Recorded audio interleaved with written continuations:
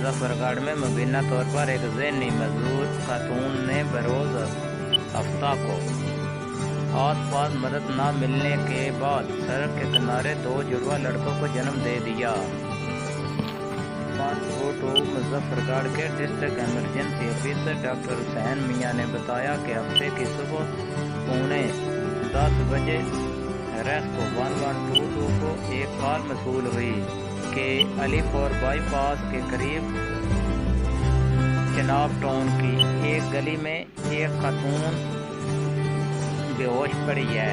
हमारी एम्बुलेंस मदद के लिए पहुंची और रेस्क्यू ऑफिसर नईम ने इस खातून को चेक किया तो मालूम हुआ कि वो आमला और जचगी के महल्ले में हैं।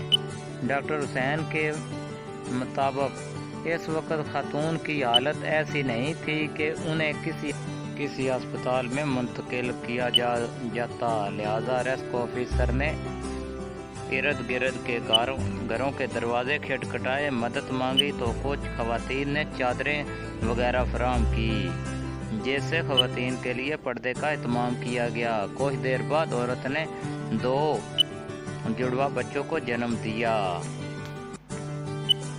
उसके बाद खवातीन और उसके दोनों बच्चों को अस्पताल में मुंतकिल किया गया और उसके सेहत के लिए मुयस्सर दुआ फराहम की गई।